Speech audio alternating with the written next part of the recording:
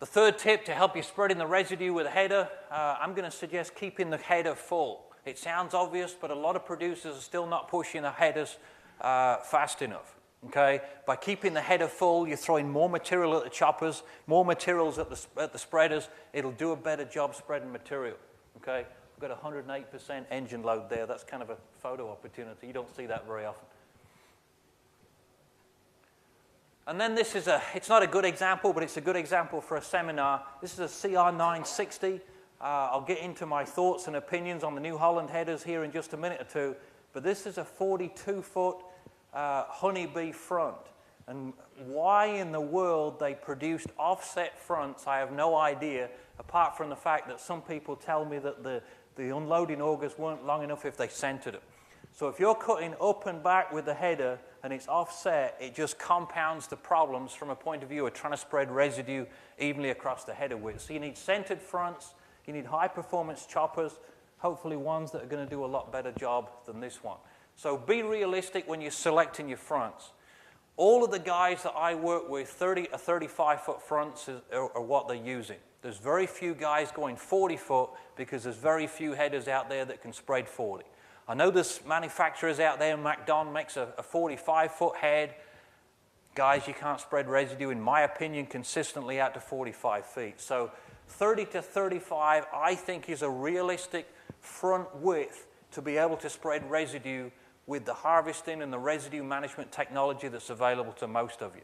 If you're really on your toes, willing to make changes and modifications, you might push it to 40, but I don't think it's consistent enough. So that's going to be a challenge for some of you. The 8120s in Europe, the 9120s in Europe, which is what this is, have the electrically adjustable deflectors on the back spreaders. Okay, so from the cab, you can widen up and condense your spreading width from the cab, which is a strong positive. Okay, I'm not sure if it's available here. I believe it is, but maybe somebody can correct me and tell me if it is or not. But this is a good option in my opinion. New Holland, this is a CR9090. I took this photograph in England last year. This is on tracks. A pretty big machine, I think 591 horsepower, but it uses a pair of spinning rotors similar in design or concept to a power cast, but you've got two steel deflectors in the middle that are adjustable. So you can adjust the speed of the spreaders, you can adjust the deflectors. A combination of the two will help you spread residue evenly and consistently, and this was doing a really good job. So I guess in my opinion, New Holland would be a manufacturer on the market that appears, and even though it's a division of C&H, it seems like there's some separation in opinions, but it seems like to me New Holland has a good understanding of what it takes to spread residue. This was a 35-foot front direct cut in canola in England, and it was doing a good job spreading the residue and the chaff also. This is a MAV-equipped 480 on tracks. I'm a huge fan of tracks. For those of you on control traffic, obviously had a wet harvest last year, but a header on tracks, in my opinion, is a good investment. Not a cheap one, but I think it's an excellent investment.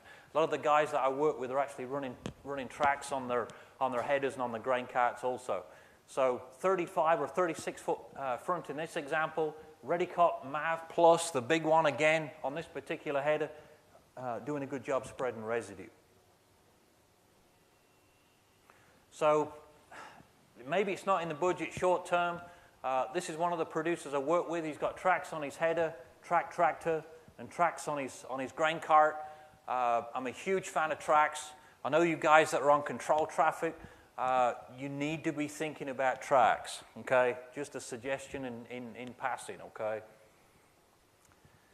One more option for you to think about, may or may not be appropriate for all of you, but there's quite a lot of guys in the States, especially the guys that are long-term heavy no-tillers, using stripper fronts. 28, 32, or they've now got a 42-foot stripper front. The big benefit to me of a stripper front is it doesn't give the opportunity to the header to screw up the residue management, okay?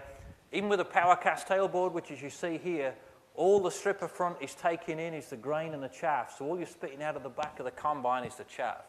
You're leaving almost all the residue standing as uniformly as it was seeded, hopefully, so you're taking very little material through the combine. A lot of advantages to you from a point of view of throughput, reduced fuel use, but the big benefit of me is the almost perfect residue distribution because you don't give the header the opportunity to mess it up.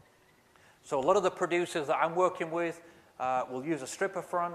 They're no-tilling directly into the standing wheat straw. All there is a stem with a little bit of chaff still left on the top, but almost all of the grains are harvested. So that really works good. Okay. In these situations, some of the farmers are putting residue managers on their no-till seeders. So this is a 1790. It's got a set of 30-inch row units that you can drop down the rear units to have a 15-inch planter. So in this example, the producer is planting soybeans on 15-inch rows. He can raise up the back units. This is a pivoting assembly right here, and he can plant corn on 30-inch rows. It's a heavy planter to plant corn with the rear units raised up, but it works pretty good. Now, for those of you that are stuck on 15-inch wheat, and I'm hoping to change that here today and give you some ideas that you probably need to change that, if you can't improve your standards of seed placement on 15-inch rows and you're locked into having to or wanting to stay with 15-inch rows, you probably need to think about a planter like this. It's going to give you the opportunity to move residue.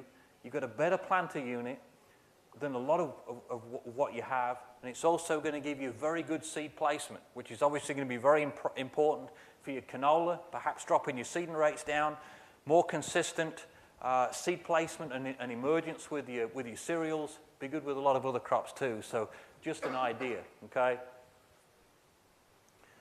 So that's pretty much all I'm going to talk about from a point of view of residue management. I want to move forward and spend a little bit of time on what I consider the other weakness to be, and that was seed placement and consistent emergence. I took this photograph. This was around Parks or Dubbo about 10 or 12 years ago, okay? And where a lot of producers were 10 or 12 years ago was large rigid frame section hoe drills. In this example, there was a little depression, and it may have only been 2 or 3 inches lower, but the large wing sections were obviously not enabling the units to descend down into the residue. So you've got an area here with absolutely no seeds in the ground. Everything's on top. Areas where there's a little ridge, and some would argue that the field should have been flatter than this, but here you got a ridge and the seeds were 3 or 4 inches deep. So there's obviously been a trend towards independently mounted openers, okay? So I'm going to talk more about disc openers because that's my preference, but there's obviously been a good trend over the past few years with regards to more ability to follow the terrain. Assuming you got moisture, that's unassumed. It's critically important we do a better job placing seeds to the same seeding depth. If you've got moisture, I try to get wheat in the ground 3 to 4 centimeters, but I try to get wheat in the ground 3 to 4 centimeters consistently. Okay, this was some research we did just a few years ago, replicated 4 times, where we intentionally seeded wheat at 3 different seeding depths. Okay, we seeded wheat at 1 inch, 2 inch, and 4 inch. Okay, and based upon this set of replicated trial data, we found that the highest yields within this environment with soil moisture present at seeding time, we had 7.17 tons per hectare when wheat was seeded at 1 inch, 6.4 at 2 inch, and 5.97 when the seeding depth was extended out to 4 inch. The reason that I'm showing this slide, some of you, I'm going to guess, perhaps some more than others, have still got challenges from a point of view of seeding depth consistency. You start looking at, you're pulling up wheat plants, some are shallow, some are deeper. So the bottom line is it is important to maintain consistent seeding depth. Now, if you have to go down to chase moisture down to 2 inches, the important piece there is you need to be ready to increase your seeding rate, because obviously as your seeding depth increases, the number of plants that emerge and the number of tillers per plant within the plants that emerge are obviously reduced.